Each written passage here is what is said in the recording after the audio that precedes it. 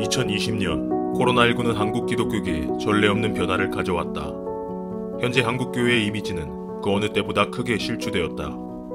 기독교로 불리울 정도로 나빠진 상황 속에 몇몇 교회의 극단적인 행동과 미성숙한 발언들로 인해 기독교는 영영 복구되기 힘들 정도로 사회로부터 지탄과 혐오의 대상으로 전락하게 되었다. 현재 한국에는 정부에 협조하며 방역수칙을 잘 지키는 여러 교회들이 있음에도 불구하고 소수의 비관적이고 극단적인 일부 교회들로 인해 마치 기독교가 바이러스를 퍼뜨리는 온상처럼 취급되고 있다. 또한 술집, 클럽, 물류센터, 카페 등 여러 영업장에서 발생하는 집단 감염과는 달리 유난히 교회에서 발생한 감염 사례에 대해서는 더 혐오를 조장하는 듯한 보도가 자주 등장하는 것 같아 안타까울 뿐이다. 최근 우리는 한국교회에 대한 좋지 않은 소식들을 자주 접하며 그 어느 때보다 기도가 절실한 때임을 실감하게 된다. 한국교회는 지난 8개월간 사회적 거리두기 단계가 격상과 완화를 반복하면서 그에 따라 예배 형태도 현장 예배와 비대면 예배로 수차례 변동이 있어 왔다. 이로 인해 많은 미자립 교회들이 생존의 기로에 서 있으며 이미 경매에 넘어가거나 재정의 한계에 부딪혀 문을 닫은 교회도 상당하다. 그리하여 대형 교회가 작은 교회의 월세를 지원해주는 곳도 있다. 그러나 이것이 근본적인 해결책은 될 수 없기에 여러 형태의 시도들이 등장하고 있다. 그중 하나가 월세의 부담을 줄이기 위해 여러 교회가 한 장소를 함께 공유하는 것이다. 김포 명성교회의 김학범 목사는 기존에 목회 중이던 예배당을 팔고 김포의 르호봇 코어십 스테이션이란 새로운 공간을 마련하였다. 김 목사와 함께 김포 명성교회 교인들도 공간을 다른 교회가 부담없이 쓰도록 하기 위해 뜻을 함께했다. 이곳은 현재 주일 오전 9시부터 저녁 7시까지 6개의 다른 교단의 교회가 2시간 간격으로 한 예배당을 공유하고 있다. 예배가 끝난 뒤 교인들은 5층에 있는 갤러리에서 간단한 식사와 교제를 나눌 수도 있다.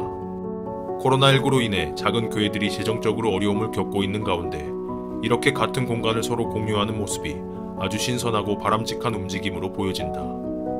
그러나 비교적 재정 상태가 안정적인 중대형 교회들도 어려움이 없는 것은 아니다. 지난 6월 대한예수교 장로회 통합측이 실시한 코로나19 설문조사 결과에 따르면 코로나19 이전의 출석 교인을 100%로 가정했을 때 코로나가 급증했던 3월부터 4월 초까지 출석 교인은 평균 42.4%였다. 코로나19 이후 교회 헌금도 줄었다.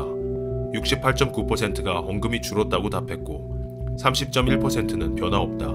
그리고 1%만이 헌금이 늘었다고 답했다. 헌금이 줄었다고 응답한 교회를 대상으로 교회 재정 중 어느 부분을 우선적으로 조정할 것인지도 물었다. 목회자들은 60.2%가 교회 행사비 및 운영비, 20.9%가 급여를, 8.7%가 상조회비, 노예 관련 재정 지원이라고 답했다. 교회의 재정 상황이 심각해지므로 여러 사역들이 중단되면서 큰 어려움을 겪는 이들이 있다.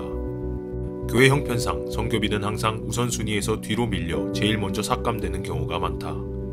이로 인해 현재 전 세계에 나가 있는 여러 선교사들 중 많은 수가 국내로 이미 복귀한 상태다. 하루아침에 사역이 거의 다 중단되고 후원금까지 끊겨 많은 선교사들이 큰 어려움을 겪고 있다. 그러나 이에 대해 대부분의 교회들도 어쩔 수 없다는 입장이다. 교회의 입장에선 해외 선교보단 국내 목회가 우선이기 때문이다. 많은 교회들이 코로나19 장기화로 대면 예배 수가 줄고 교회 수익도 적어지면서 구조 조정에 들어갔다. 이로 인해 부목사, 전도사, 교회 직원들이 갑작스럽게 해고되는 경우가 늘고 있다. 그러나 이들은 갑자기 해고를 당해도 정부로부터 어떤 지원도 받지 못하고 있는 실정이다. 대부분 근로계약서를 작성한 적이 없고 4대 보험에 가입되어 있지 않으며 또 소득세를 납부하지 않은 까닭에 노동자로 인정받지 못하기 때문이다. 기독교 윤리실천운동이 2015년 전국 개신교 부교육자 949명을 대상으로 조사한 결과 서면 계약서를 작성하고 일한 경우는 6.3%에 불과했다. 이들은 1일 평균 10.8시간을 일하지만 월차나 특근, 연장근무에 대한 수당도 지급받지 못했으며 4대 보험 가입률도 3.2%에 그쳤다. 그 이유는 교회 내 교육자들은 대부분 봉사자, 사명자라 칭해지며 노동자로 인정되고 있지 않기 때문이다. 세계 10위권의 대형 교회가 다 한국에 있다고는 하지만 이 가운데 노동권에서 말하는 근로자의 권리를 온전히 누리지 못하는 교회 내 교육자들과 직원들이 대부분이라는 점은 참으로 안타까운 일이 아닐 수 없다. 그러나 이런 코로나 사태로 어려운 상황 속에서도 도움의 손길을 내미는 교회들도 있다. 지난 3월 여의도 순복음교회는 대구 지역 코로나 확산 방지를 위해 대한적십자에 10억 원을 기부했다. 그리고 통합교단 소속 목사 5명은 사랑의 열매 사회복지공동모금중앙회를 방문해 5억 5천만 원을 전달했다.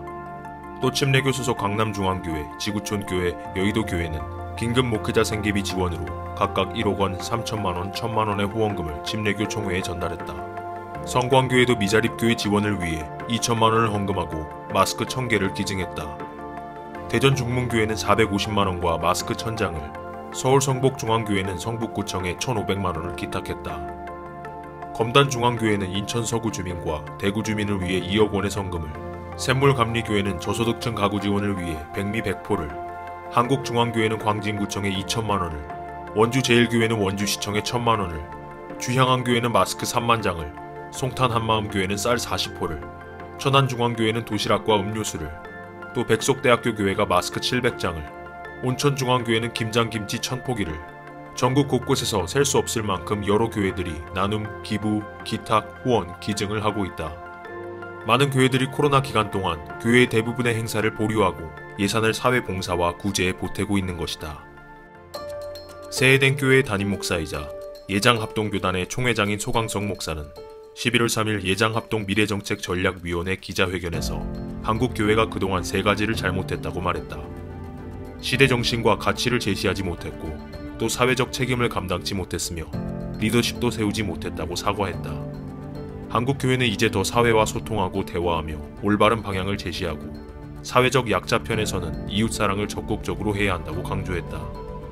특히 그는 코로나19가 확산하는 상황에서도 교회가 예배를 존중히 여긴 만큼 이웃의 생명도 존중히 여겼어야 했는데 교회는 신앙의 자유와 현장 예배만을 강행함으로써 국민에게 거부감을 주며 교회에 등을 돌리게 한 면이 있다. 교회가 사람들의 피난처가 되고 안식처가 돼야 하는데 오히려 기피하고 거부하는 현상을 일으키게 된 것은 가슴 아픈 일이 아닐 수 없다라며 과거를 돌아봤다. 이번 코로나19 사태를 긍정적인 계기로 보는 목회자들도 있다. 장기간 대면 예배를 드리지 못하는 상황으로 인해 오히려 예배당에서 드리는 예배에 대한 갈망이 강해진 것이 큰 소득이라는 것이다. 가정예배와 교인 개개인이 예배자로 서게 된 것, 세대 간 관계를 회복하게 된 것, 또한 온라인 헌금 체계를 만든 것이 큰 성과라 말한다. 어쩌면 교회 존재 목적에 필수적인 면에만 집중할 수 있는 명분이 주어진 지금이 바로 교회의 본질을 회복할 절호의 기회라 보는 것이다. 코로나19 이전에는 온라인으로 설교하는 것을 따가운 시선으로 보는 목회자들이 많았지만 지금은 오히려 그런 시스템을 미리 구축해놓은 교회가 옳았다고 비춰지고 있다. 교회의 전통들이 사회적 제약과 세상의 요구에 맞춰 부서지는 것을 경험했다는 목회자도 있다. 꼭 필요한 것은 지키거나 되살리고 그저 습관적으로 또는 관습적으로 해오던 부분들을 버리게 된 것도 온라인 예배를 통해 얻게 된 열매이고 우리 힘으로는 버릴 수 없었던 것들을 버리고 볼 수 없었던 부분들을 보게 되었다며 자신이 코로나19로 인해 엄청난 변화를 겪었다고 고백한다. 또 앞으로 자연재해나 여러 사정으로 예배를 드릴 수 없을 때를 대비하여 먼 타지에서도 영상예배나 영상회의를 할 수 있는 기반을 닦아놓는 기회가 되었다며 의미를 두는 목회자도 있다. 그렇지만 목회자들은 8개월 넘게 텅 빈 예배당에서 설교하고 영상으로만 예배를 드려야 하는 것으로 인해 마음이 편치 못한 것도 사실이다. 전화로 안부를 묻고 온라인으로 신방을 대신하는 데 익숙하지 않다고 말하는 목회자들도 많다. 대한예수교 장로회 통합 측이 목회자를 대상으로 실시한 코로나19 설문조사에서 코로나19로 가장 어려운 점이 무엇이냐는 질문에 교인들의 주일 성수 인식 및 소속감 약해짐이 39%를 차지했고 재정 문제가 20%, 다음 세대 교육 문제가 15%, 그리고 온라인 시스템 구축 어려움이 10%를 차지했다. 주일 예배에 대한 의견을 묻는 질문에 목회자들의 73%가 주일 예배는 반드시 교회에서 드려야 한다고 응답했고 25%는 온라인 예배 또는 가정 예배로도 대체할 수 있다고 답했다. 온라인 교회가 생긴다면 공교회로 인정하겠느냐는 질문에 목회자 65%는 인정할 수 없다, 22%는 인정할 수 있다고 답했다. 코로나19 종식 이후 출석 교인 수는 어떻게 될 것 같은지에 대한 질문엔 49%가 넘는 목회자들이 감소할 것 같다고 답했고 40%는 변화가 없을 것 같다, 그리고 5%만이 증가할 것 같다고 답했다. 코로나19 이후 가장 크게 변화될 것에 대한 질문에 30% 가까이가 교회 출석 교인 수의 감소를 예상했고 16.7%는 소형 교회의 어려워짐, 15.3%가 온라인 예배와 콘텐츠 활성화, 그리고 9.9%가 교회 학교 학생 감소 가속화를 언급했다. 코로나19를 통해 한국교회에 일어난 긍정적 변화에 대한 질문에는 44%가 현장 예배의 소중함 경험이라 말했고 11%가 목회자의 목회 방식이나 목양을 돌아볼 기회라고 답했다. 그리고 생활신앙의 중요성 인식과 온라인 시스템과 콘텐츠 개발이 뒤를 이었다. 코로나19 사태를 겪으며 한국교회가 가장 관심을 기울여야 할 주제로 43%가 넘게 예배의 본질에 대한 정립이라고 답했고, 이어 21%가 교회 중심의 신앙에서 생활신앙의 강화, 12.9%가 교회의 공적인 역할, 6.9%가 온라인 시스템 구축 및 다양한 콘텐츠 개발이라고 답했다.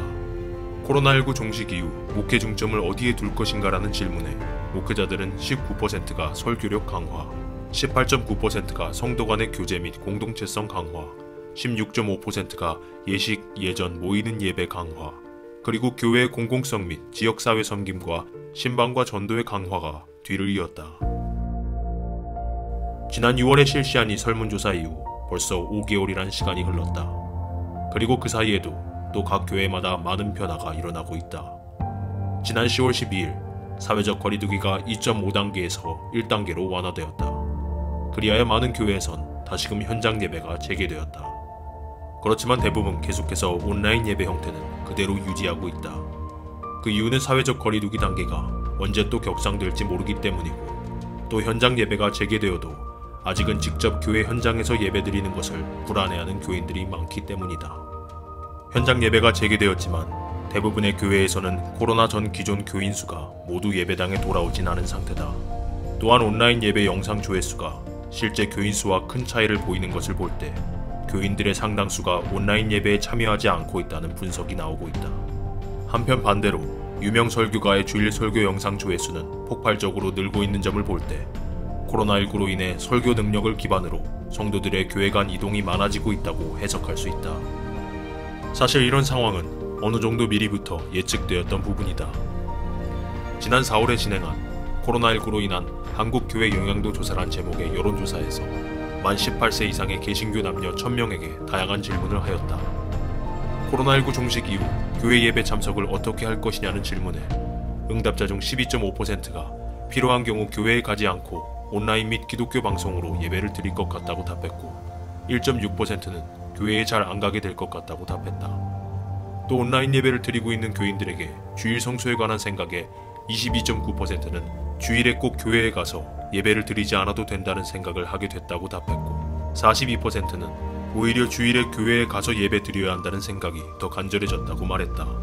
또 코로나 이후 다음 세대의 신앙 교육을 어떻게 해야 한다고 생각하는가에 대한 질문에는 66.2%가 부모와 자녀 간의 신앙적 대화와 친밀감 강화라고 답했다.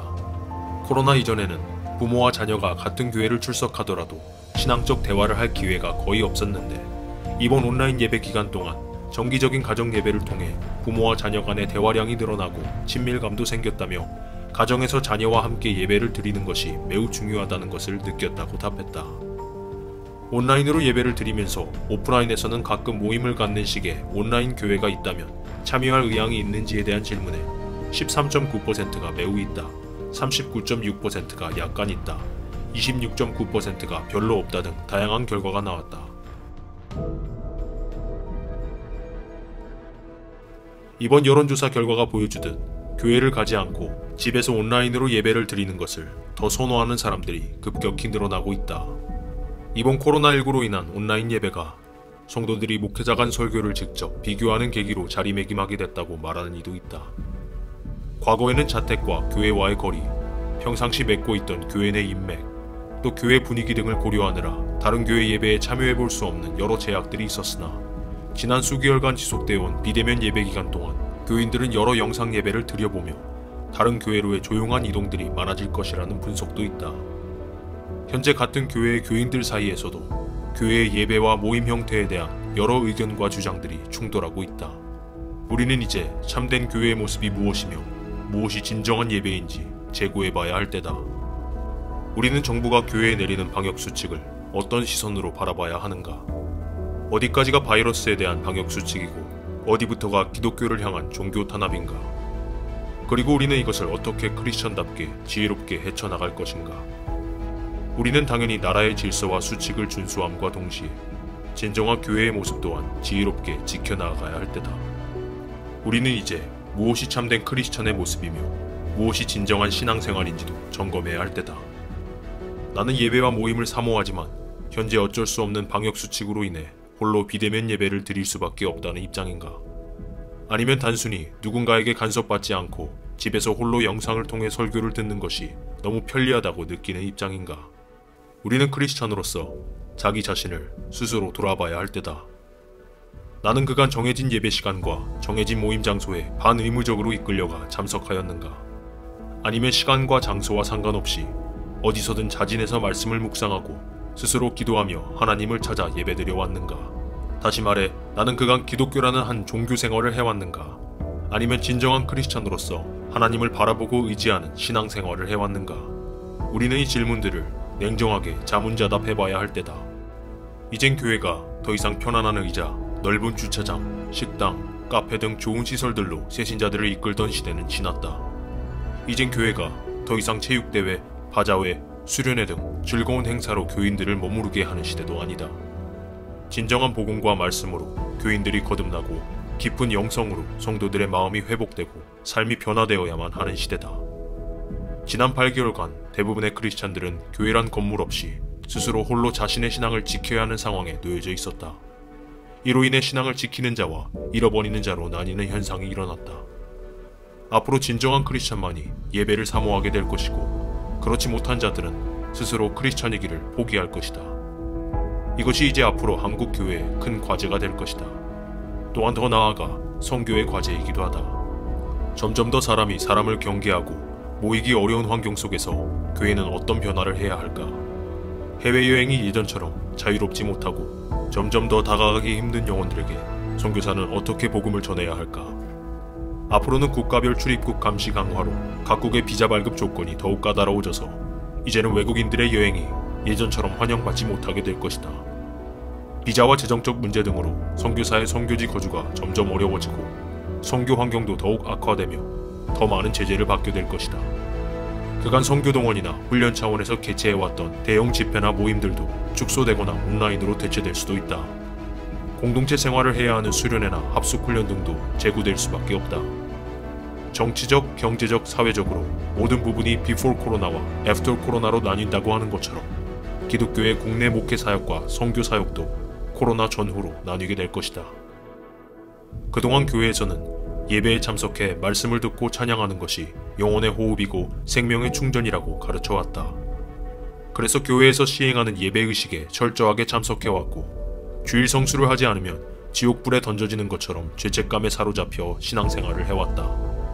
그래서 교인들은 매주 종교적인 예배의식에 참석하면 천국은 당연하고 세상에서 축복을 받아 성공하며 행복하게 살 것을 철석같이 믿어왔다.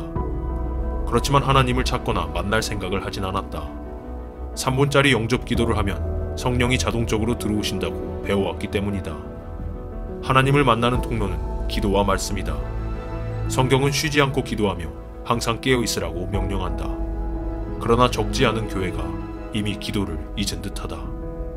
예수님께서 마지막 때 알곡과 쭉정이를 구별하실 것이다. 하나님은 코로나 사태를 통해 지금까지 종교적인 행위를 반복하는 쭉정이 신자들과 하나님을 찾아 만나고 성령님과 교제하는 알곡 신자들을 가려내실 것이다. 우리는 이 코로나 시대에 크리스천으로서 앞으로 어떤 신앙을 유지해 갈 것인가? 우리는 사명자로서 앞으로 어떻게 복음을 전할 것인가? 2020년 어디로 가고 있는가?